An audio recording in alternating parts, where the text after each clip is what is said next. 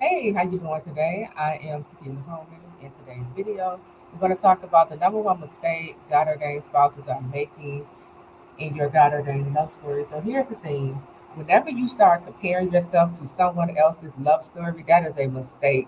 Okay, you are making, and you're going about this whole love story the wrong way.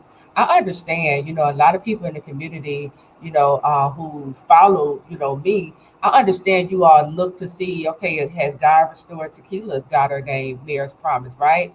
But again, you don't even want to compare yourself to me because you don't know what I'm over here doing. You don't know if I'm following all of God's instructions. You don't know if I'm being obedient or disobedient to the Lord, right? And we already know if I'm over here being disobedient, then that's going to create a delay in my love story. So we never want to, begin to compare ourselves or look at other people's lives and say, well, let me see if God did it for them. And if you don't see that God did it for them, you don't want to just tell yourself, well, I'm not going to believe it until I see God do it in my life. No, you're in your own way now. Let me tell you a story. So last year, 2022, the Lord set me up under this particular person before He revealed to me that He was going to shift me into the God ordained marriage community. And the person He had me up under, they was doing something similar to this.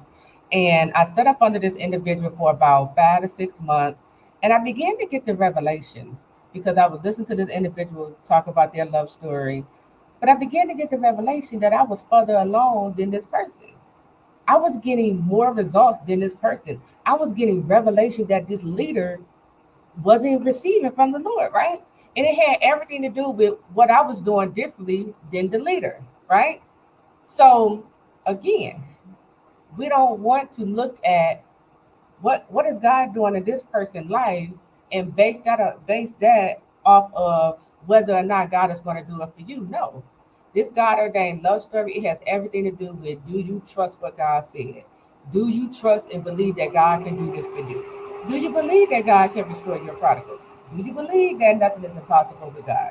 This is what this have to do here. You don't want to look at, well, what is God doing in this person's life and base that on that God will or won't do it for you. No, because you might be the first person who God want to use to do this new thing through. You might be the first one who God restores your marriage, right? So again, we don't want to look at, well, let me see if I can find some testimony. Testimonies are great, but again, what if God never gave you a testimony? Will you still believe Him? Do you still believe God? The first time when He told you this promise, God is calling us on the carpet to see, do you trust me? Do you believe in me? Right? So we got to stop looking at other people's love story and basing that, you know, or allowing that to increase your faith or not, because again, you don't know what this individual is over here doing. You don't know what's going on in their love story. You don't know. You would know if someone told you, right? And that person's love story has nothing to do with your love story. God God can take these two love stories down two different paths, right? Who said the leader supposed to, their marriage promise supposed to come together first? Who said that?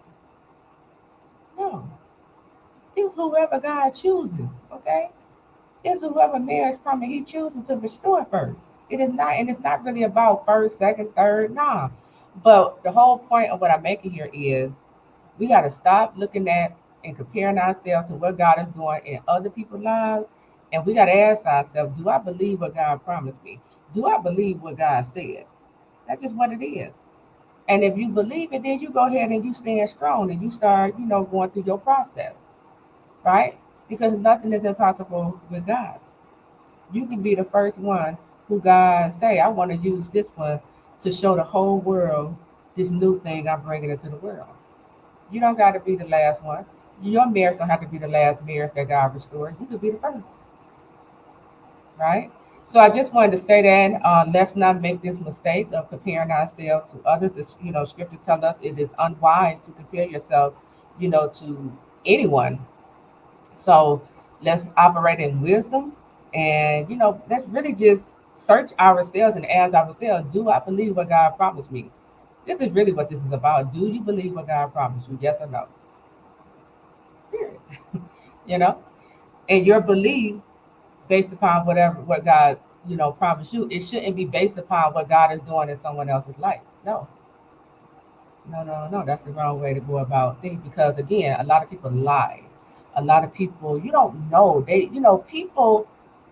There's people on the internet who brought their love story together in their own flesh. They didn't wait on God.